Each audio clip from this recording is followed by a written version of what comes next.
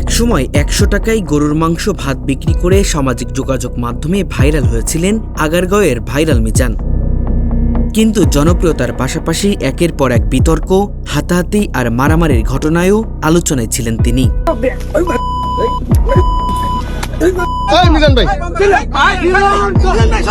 আর এবার পুলিশের গায়ে হাত তোলার অভিযোগ সহ সরকারি কাজে বাধা দেওয়ায় মামলায় পুলিশের হাতে গ্রেপ্তার হয়ে সেই ভাইরাল মিজানের গল্প এসে দাঁড়িয়েছে উত্থান থেকে পতনের মোড়ে।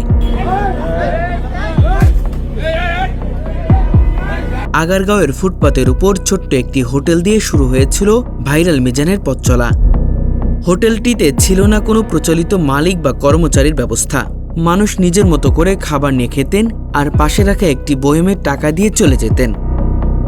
মাত্র ১০০ টাকায় গরুর মাংসতে ভাত সহ নানা অফারের কারণে অল্প সময়ে সামাজিক যোগাযোগ মাধ্যমে ছড়িয়ে পড়ে তার দোকানের গল্প। এরপর মিজানুর রহমান হয়ে ওঠেন ভাইরাল মিজান। তার হোটেলে ভিড় থেকে শুরু করে কন্টেন্ট ক্রিয়েটর, ইউটিউবার ও সাংবাদিকরা প্রতিদিন শত শত মানুষ সেখানে খাবার খেতে আসেন। এক পর্যায়ে তার দোকানে পরিণত হয় সামাজিক যোগাযোগ মাধ্যমের আলোচিত এক স্পটে। কিন্তু ভাইরাল হওয়ার সঙ্গে সঙ্গে সামনে আসতে থাকে তার আরেকটি পরিচয়। সামাজিক যোগাযোগ মাধ্যমে ছড়িয়ে পড়া বিভিন্ন ভিডিওতে কাস্টমার সহ বিভিন্ন ব্যক্তির সঙ্গে তাকে তর্ক বিতর্ক, ধাক্কাধাক্কি ও মারামারিতে জড়াতে দেখা গেছে। অর্থাৎ জনপ্রিয়তার পাশাপাশি তার রাগী ও আক্রমণাত্মক আচরণ নিয়েও তৈরি হয় নানা আলোচনা। তবে এবার ঘটনাটি ঘটে সরাসরি পুলিশের সঙ্গে।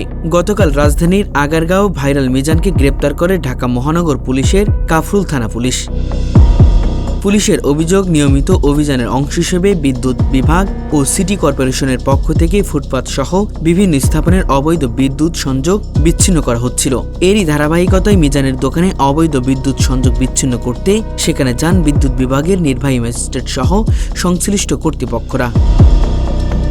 পুলিশের দাবি, সরকারি কর্মকর্তারা তাদের দায়িত্ব পালন করতে গেলে মিজান এসে বাধা দেয়। এক পর্যায়ে পুলিশের সঙ্গে ধাক্কাধাক্কি জড়িয়ে পড়েন তিনি। এমনকি পুলিশের অভিযোগ, একটি জগ দিয়ে এক পুলিশ সদস্যকে আঘাত করেন মিজান। অর্থাৎ যে পুলিশের দায়িত্ব ছিল সরকারের নির্দেশনা বাস্তবায়ন করা, সেই পুলিশ সদস্যের উপরে হামলার অভিযোগ উঠল ভাইরাল মিজানের বিরুদ্ধে। পরে তাকে ঘটনাস্থল থেকে আটক করে থানায় নেওয়া হয়। কাফরুল থানা পুলিশ জানান, সরকারি কাজে বাধা দেওয়ার অভিযোগে তার বিরুদ্ধে মামলা করা হয়েছে। পরে তাকে গ্রেপ্তার দেখিয়ে আদালতে পাঠানো হয়। যে মিজান একসময় মাত্র ১০০ টাকায় গরুর মাংস ভাত বিক্রি করে রাতারাতি সামাজিক যোগাযোগ মাধ্যমে পরিচিত মুখ হয়ে উঠেছিলেন, সেই ভাইরাল মিজানই এখন সরকারি কাজে বাধা দেওয়ার মামলায় গ্রেপ্তার।